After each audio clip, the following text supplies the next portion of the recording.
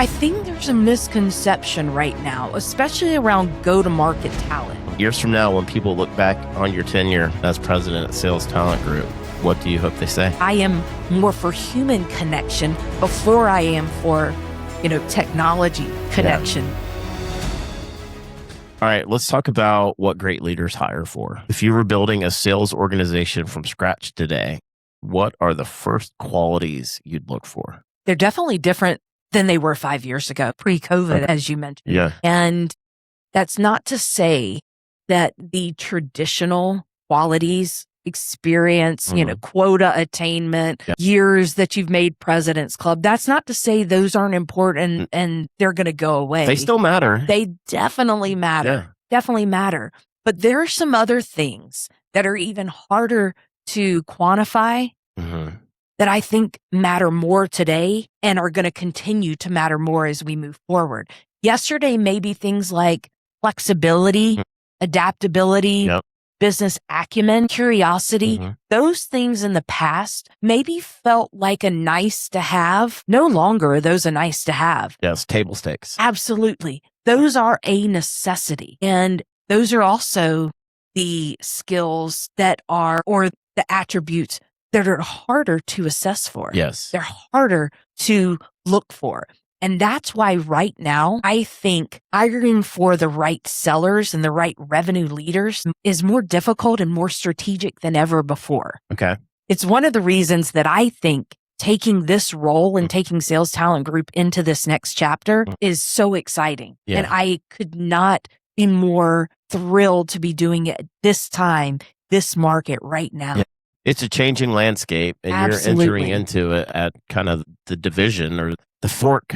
Yeah. One thing at Sales Talent Group that we kind of a proprietary method that we have developed and that we're using with our clients is something called the STG leadership lens. Okay. We appreciate all of those traditional strengths, experience, quota attainment, all of the things that we know still matter, will always matter. What about those other qualities that we just mentioned? So in our search framework, those are the qualities that we're looking for, that we're interviewing for, that we're assessing for. Yeah. How are you assessing that? Is it a question-based assessment? So specific interviewing tactics that we have, there's specific assessments, whether it's an individual contributor or a leadership role, specific assessments that we use.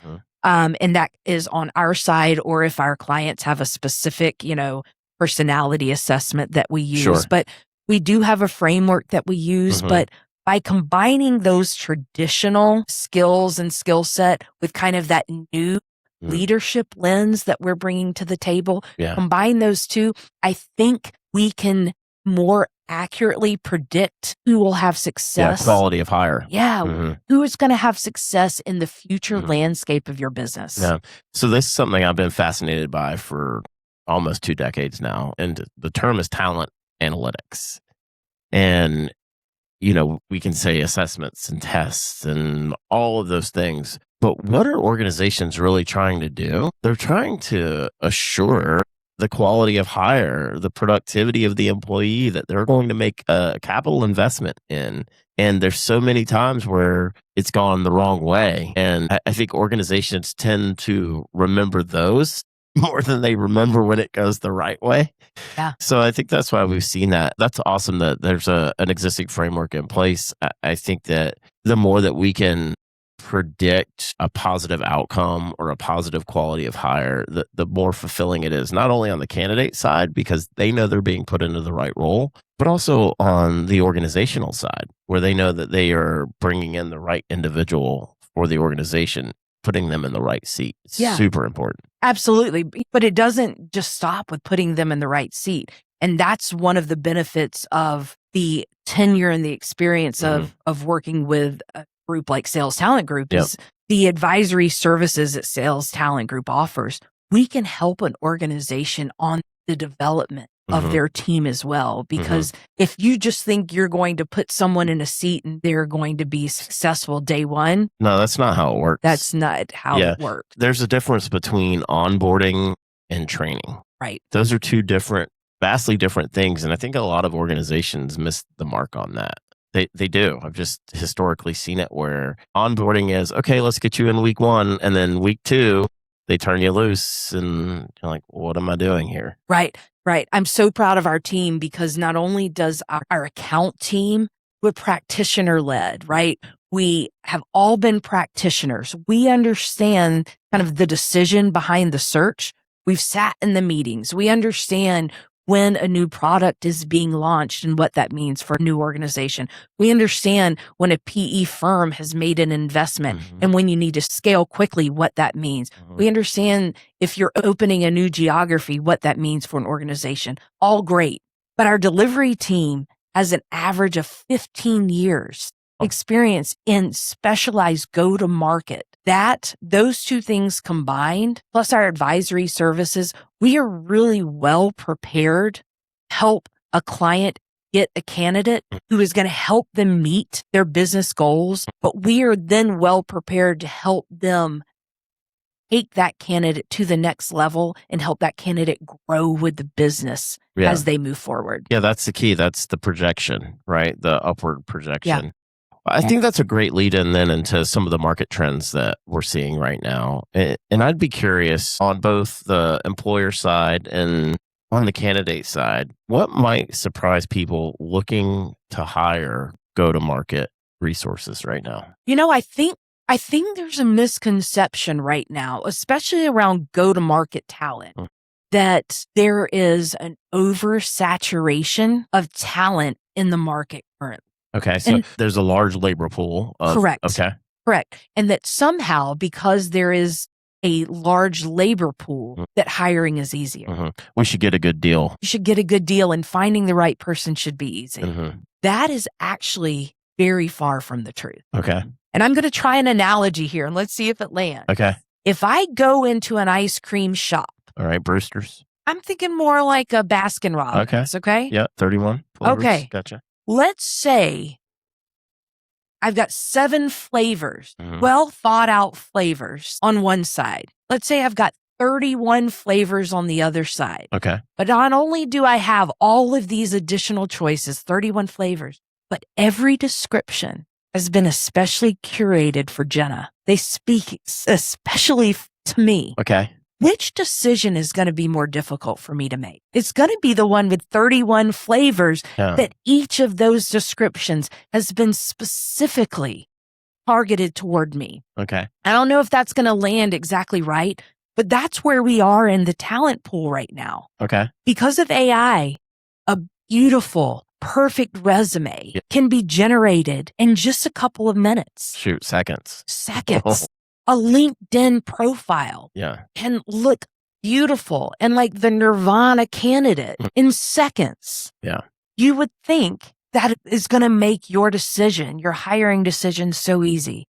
But in actuality, that is so noisy. Yeah, it makes buying that ice cream hard. I bet I would be in that Baskin Robbins 31 flavors 3 times as long as that specialized shop with 7 curated flavors.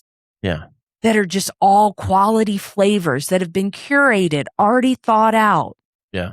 I bet I'm going to be in that other shop 3-4 times as long trying to pick the right flavor. Yeah. So then that impacts your time to hire. That impacts your ramp up time. That impacts the revenue engine, because the longer the ramp up time, the longer the hire time, the more pushed out that goes in terms of, we'll say, calendar year. And I think what I'm hearing from you is sometimes too many choices are a bad thing.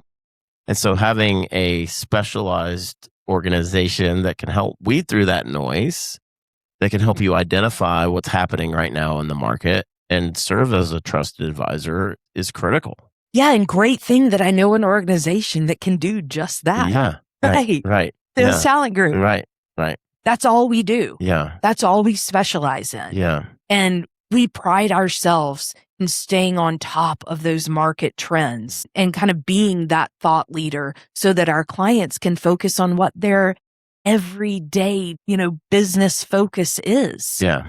So I think that's a common misconception in the market right now, that because there's a saturation of sellers and sales leaders in the market right now, that you don't need help making those hiring decisions. And I will argue that especially with revenue roles, go-to-market roles that directly affect your growth, hire has never been more strategic than it is right now.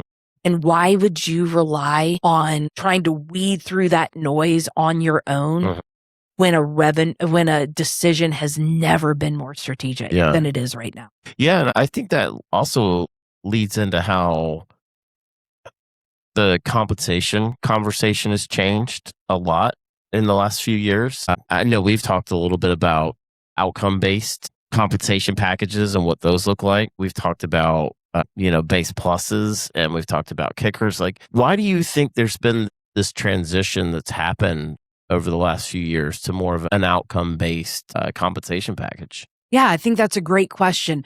We're kind of at the tail end of the licensing shift, so to speak. So that'd be like residual almost, right? Right. Think of, we're kind of at the end of the perpetual to subscription licensing shift. Okay. And so now the big shift happening is in pricing. Okay. Right. So. And this is the go-to-market pricing. Right. But that go-to-market pricing is obviously going to affect how those sellers and those sales leaders are compensated. So I think that is a very current conversation that's happening. And I think, again, that is the type of expertise that unless you are talking with revenue leaders every day, day in and day out, you're probably working on yesterday's assumptions and yesterday's playbooks, because I think those pricing conversations are very different today. I think you're seeing larger variables. I should say. You're seeing larger variables because when you are working on outcome or results-based pricing models, then you're working with a larger results and outcome-based compensation models. Well, and I think that's interesting as you were talking about that. It made me think about the buyer and doing 80% of the research. So a go-to-market CRO, CSO, sales executive, they're only now picking up 20% of that sales cycle. So that doesn't necessarily mean that they're going to be compensated less. It just means that they need to be compensated differently because that 20% is more critical now than ever. It means they're doing different activities in that 20%. Yeah. And every activity you do, every moment you have has to be quality and has to be well thought. Right? Yeah. Yeah. That's really interesting. Let's dive in a little bit to, we can't avoid the technology conversation here, but I want to talk about technology versus connection. At the time that, I think we see this infiltration of technology accelerating across our organizations, you're leading efforts for philanthropy called Wait Until Eighth that encourages more intentional human connection. How do those two words coexist for you, technology and connection? Yeah, I think that is a really valid and personally for me relevant question.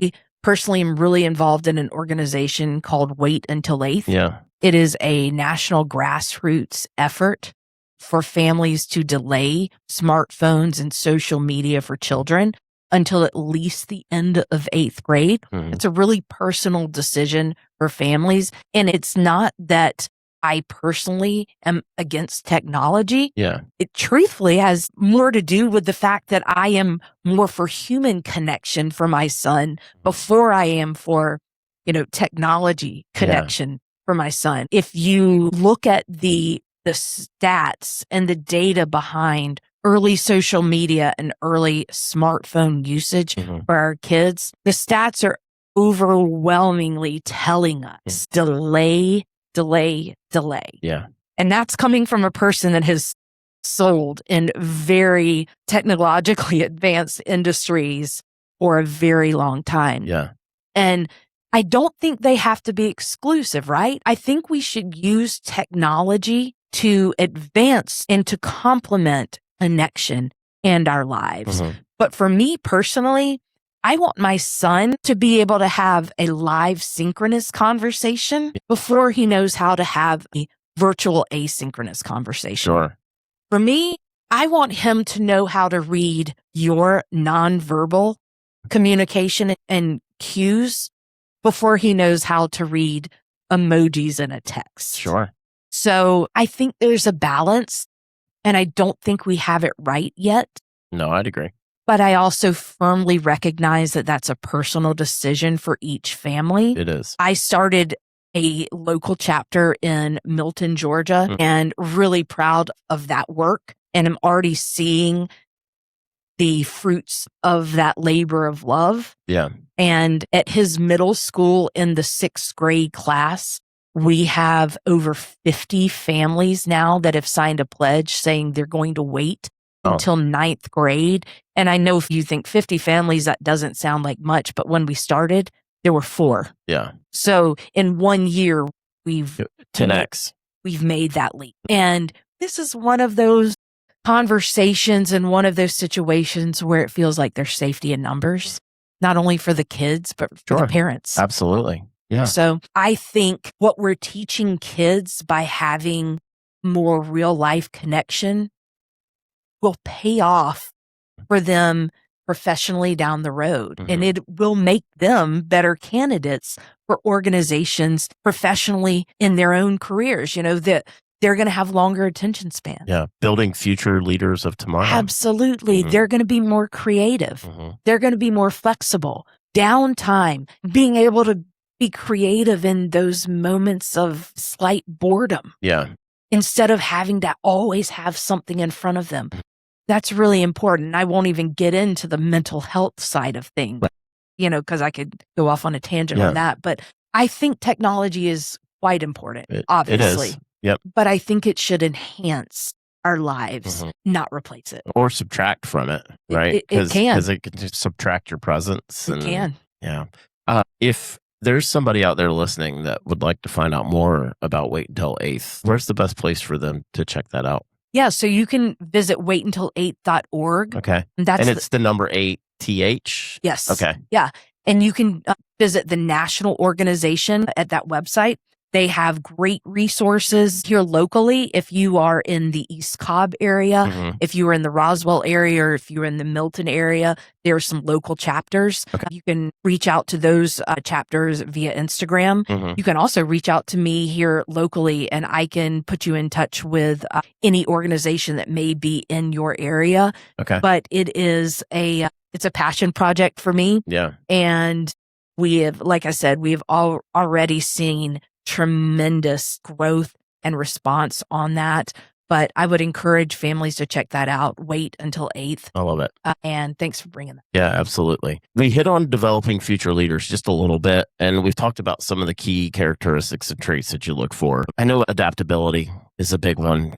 You talked about communication, but I think there's a few other things you just hit on that are really important now that weren't 10 years ago. So thoughts on digital discernment, critical thinking, authentic leadership. What else do you see as those key skills or traits outside of the adaptability, curiosity conversation that we've already had? So the digital discernment and the business acumen are big ones for me, because at the heart of what sales is, it's solving business problems. Yeah. And to be able to solve business problems, you have to have a certain discernment or a certain understanding of the organization. You have to do a certain level of discovery, ask the right questions to uncover what the true need is. And so I think having that business acumen is really important to uncovering kind of what the business decision is behind the need, behind the search. Now that curiosity angle, really interesting. Even leaders today, I'm not just talking about sellers, but even leaders at the very highest level, we should stay students. Yeah. Continuous learning. Continuous learning, especially given the pace of change today. If you aren't continuously learning, you are falling behind. Right. Continuously. And then your teams are. Absolutely. Right now, I kind of feel like you have two choices. Put your head in the ground until your organization tells you, yeah, hey, guess what? You got to get on board and do this. Yeah. Or You can look around, decide, I'm going to start figuring out how I can be more efficient and more effective with the tools my organization is giving me. Yeah. And that makes you so valuable to an organization, even before it's mandated. Yeah. That is what someone wants. Yeah. That's what an organization wants. Yeah. How do you provide value? Right. And not just value in the moment, but value in the future. It's both. And I think that's a challenge. You said something interesting when we were talking about digital discernment, and it made me think. I was on a leadership webinar a couple weeks ago with Tech Serve Alliance, an organization we're affiliated with here at Tier 4 Group.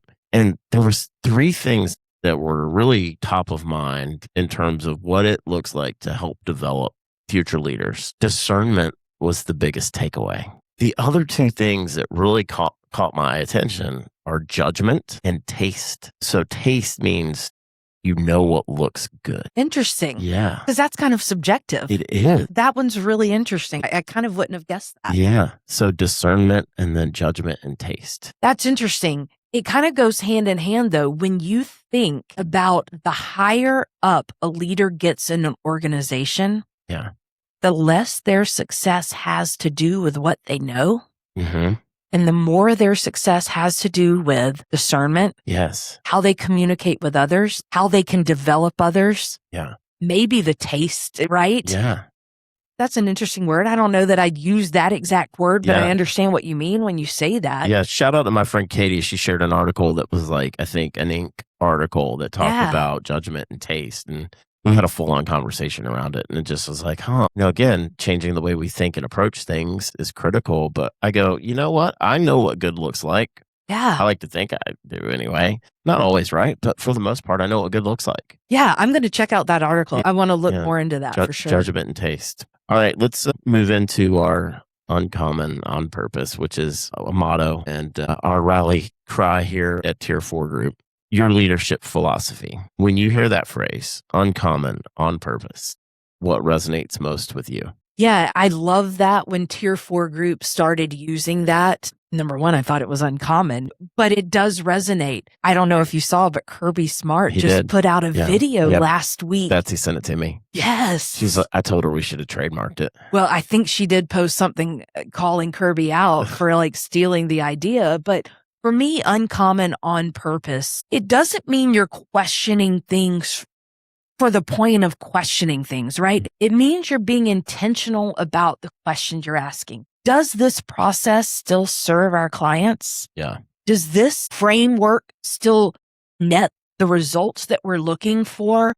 To me, uncommon on purpose may be the exact opposite of this is the way it's been done, right? Yeah. So you hear people say, this is just the way we've always done it. Uncommon on purpose is the exact opposite of that. It means you question things for the purpose of making them better. Yeah. I love it. Yeah. I'd say if that's the way we've always done it and it's not working, why are we still doing it that way? Why are we still doing it? Right. Tell me why we're still doing it. Right. No, that's really good. I think it is. It's not that we're radical or outside of the norm, but we do always try to understand the value that things we do provide. And whether that's process or people, we want to know that. And I think we talked about experience a lot earlier. And I always come back to the one thing that we can give is a positive quality experience is through communication. There are so many firms out there that struggle with communication with their candidates and with their clients. But for us, we want to have constant communication and feedback.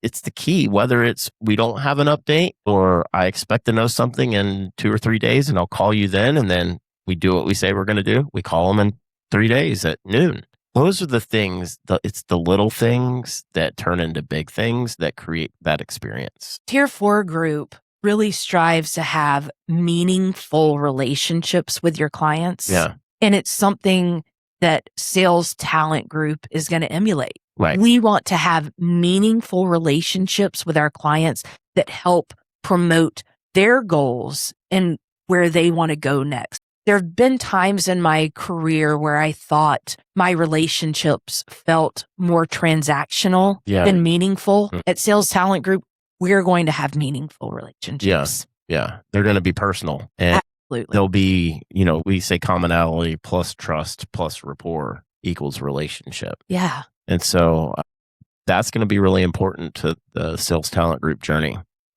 All right. Last couple questions here, and then we're going to get to our rapid fire. Okay. What's something you intentionally do differently than most leaders? I said it early on, but I work hard, I play hard, and I do not think that you have to take yourself too seriously to be professional. Yep. I'm also pretty hands-on. Yeah. And I think those things wrapped in a ball with the big word authentic stamped on it. Yeah. That's my leader style in a nutshell. I love it. That's awesome. As you were saying, you work hard to play hard. I think too, like knowing you as I do, you love adventure, and you do love to meet people, and you like to understand their journey and where they come from. So I think that authentic is absolutely you. So big old stamp of authentic. Yeah. All right. Years from now, when people look back on your tenure as president at Sales Talent Group, what do you hope they say? I hope that they say that the second 27-year chapter of Sales Talent Group modernized and built on and grew the first and honored the first 27 years of the company without losing what made the company what it is. Because John O'Brien has worked hard to bring relationships, humanity to this company, and the tenure of the team speak directly to that. The clients that he has had for decades speak to that. So I hope at the end of my tenure, people say the very same thing. Yeah. Relationships, trust, that we built on that and we just modernized it. Yeah, you carried the legacy, but you modernized it and put your authentic stamp on it. Right. Love it.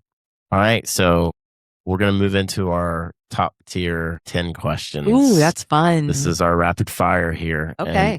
And then we'll close this out.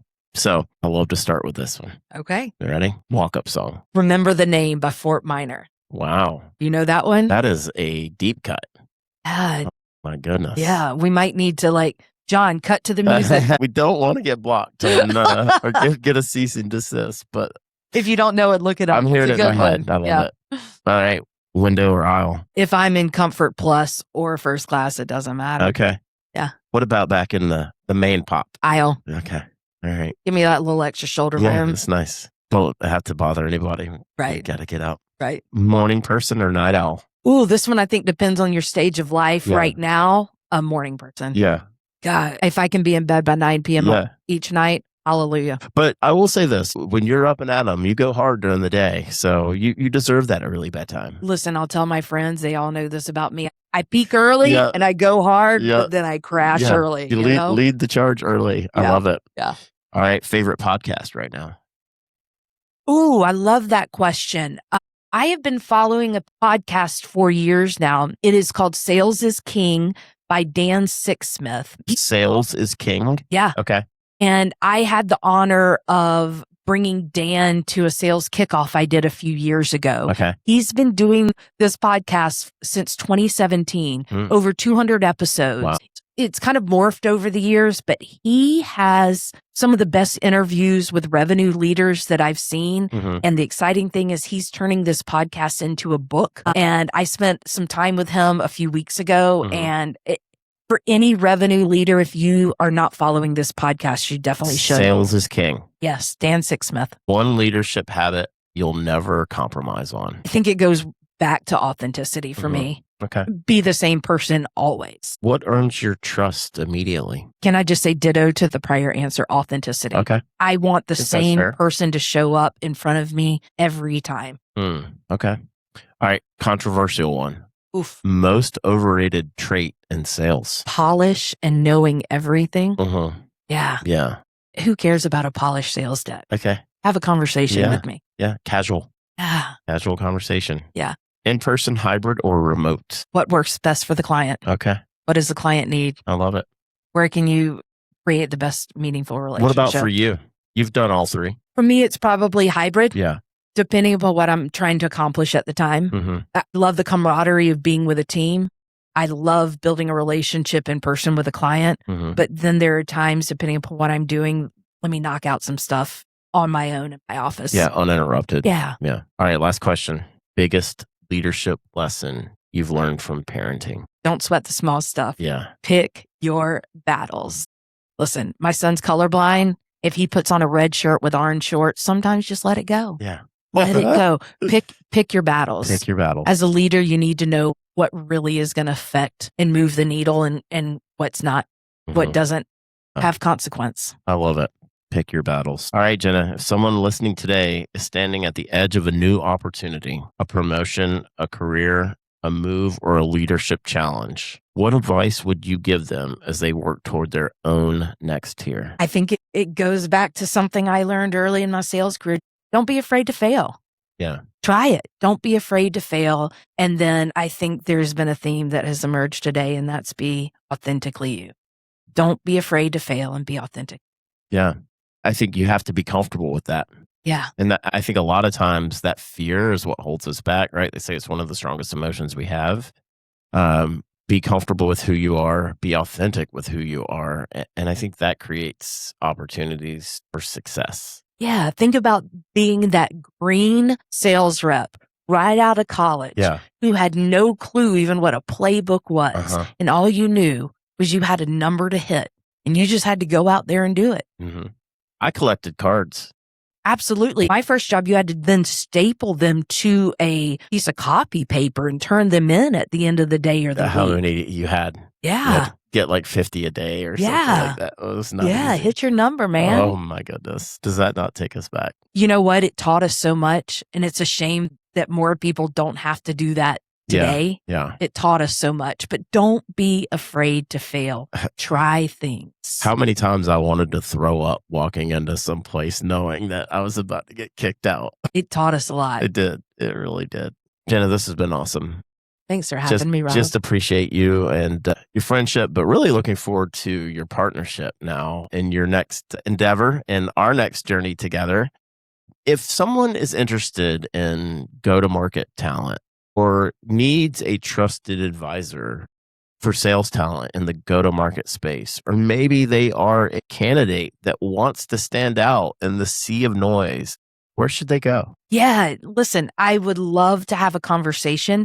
Jenna at salestalentgroup.com. Okay. That's the best way, I believe, a conversation starts it all. Yep. If you want to learn more about Sales Talent Group, our framework, our search methodology, go to salestalentgroup.com. That's the best way to learn more about us. But if you just want a conversation, send me an email. I'd love that. Perfect. That's awesome. Listen, what a great conversation we've had today. And I know you've got somewhere to be now. We got to go put your mom hat on and walk the middle school halls. But look, I will close out by saying this. Success isn't accidental. It is uncommon and it's on purpose. Thank you, Rob. Thanks. I appreciate you having me. Yep. Appreciate you too. Thanks for tuning into this episode of The Next Tier. Be sure to subscribe to us on Spotify, Apple, Amazon Music, or wherever you get your podcasts. We'll see you next time.